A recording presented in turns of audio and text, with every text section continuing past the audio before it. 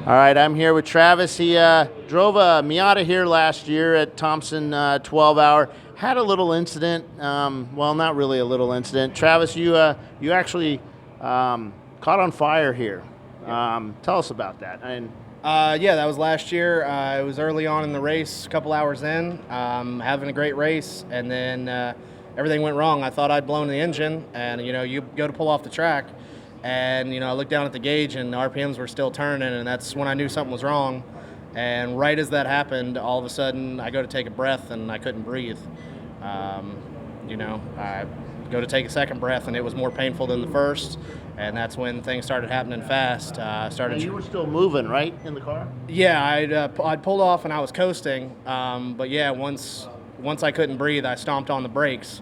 And like I said, that's when things started to go wrong. So I was stomped on the brakes, went to go get out of the car, and I didn't realize at the time, but the fuel tank part of it had exploded. So when I stomped on the brakes, it sloshed the gasoline out of it and soaked me in the car. So as I'm fighting to get out, that's when the secondary explosion happened, and the next thing I know, I feel myself get knocked to the side, and then I opened my eyes, and everything was on fire. You go through in your head the worst case scenarios of what to do, so instinctively, I go to reach for the fire suppression. Pulled it, nothing happened. You're praying for a miracle, so I go to pull it a second time, hoping that I just didn't pull it hard enough. Well, I almost broke it out of the mount second time, and nothing happened. So that was when I knew it was going to be bad. And I had to, I was on fire and had to fight to get out of the car. And obviously I was able to get out, but I was still on fire when I hit the ground and had to roll in the grass, put the fire out. And then luckily another racer by that point had got to my side and was able to help me get to the ambulance, show me where it was, and I was able to get some help. Now, the equipment in your car, you said you had the pool foam type stuff up on the cage. What happened with that? Well, as you can see with the helmet, when that stuff's not SFI rated, it's not for fire. So when it got hit with gasoline and ignited, it almost turned to napalm. As you can see, it melted to the helmet. Some of the scars on my body are from that. It kind of melted to the fire suit. And as you said, I was still on fire when I got out of the car, because the fire suit obviously is not supposed to burn, but when it's got stuff melted to it that's on fire, there's only so much you can do. So yeah, that was unfortunate. And then, like I said, the fire suppression system didn't work. We found out later on. You try and save money every weekend racing. There's different levels of every kind of equipment.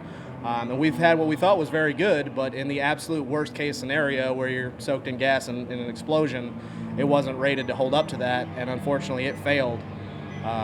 So we've learned from that. Steel braided cables are the way to go. For the pull for your fire alarm. For the fire suppression system, for the cables for that, because they melted, and that's why that didn't work. So yeah. Wow. So and the helmet itself. So show us a little about the helmet. What happened there? So you like most of us racers, and I don't mean this the wrong way, but a lot of us have always cracked open, so we can get fresh air, we call it, and but that kind of hurt you. Yeah, I mean, the helmet basically tells the better story than I can of what happened. As you can see, the visor melted. I got burned the worst on the right side of my body, and it just completely melted. You can see the grass from where I rolled to put the fire out. And then even the hard plastic of the side, you can see where that just completely melted, and where the material was on fire. But that, because that material is Nomex for a SA-rated helmet, that actually was good. That and the balaclava, that's why I still look okay. If it wasn't for all of those, I don't know if I would have fared nearly as well. So I'm very thankful for that. You mentioned that the visor. So like you said, everybody when they're racing, you want a little bit of air, you want to be able to breathe, you want to stay cool. I had the visor cracked. I don't know if the camera picks it up, but I was lucky. The only burn on my face that you can really notice is my lips got a little bit burned. But yeah, if it hadn't been for the balaclava and everything else, it would have been way worse. So I'm very thankful for all the gear that I had.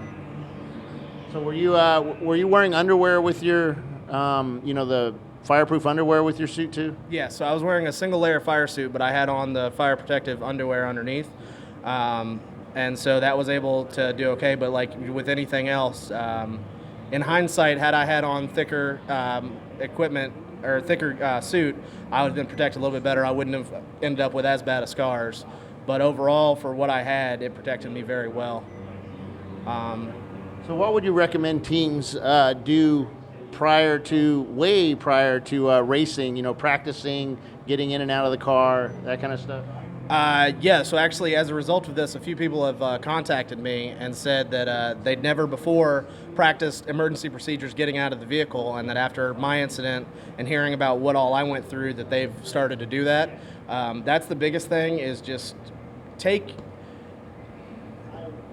be assertive in your own life and what's going on, and just think ahead and know the things that can happen, and just do the best to try and avoid them and mitigate them. Like I said, immediately I was on fire and I knew to pull the fire suppression, because my team, my family, we talked about all that.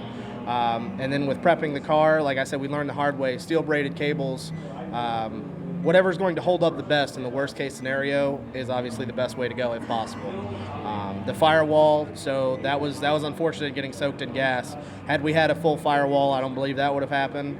And then the fuel cell, that we were running the stock tank, and with all the modifications we'd done, it didn't hold up under the, so a lot of hard lessons learned, but I'm glad it resulted as good as it did. Are you guys going to return racing? Yeah, if there's any sponsors out there looking for a team, I think we figured out how to go fast. I just want to be able to do it again. Cool.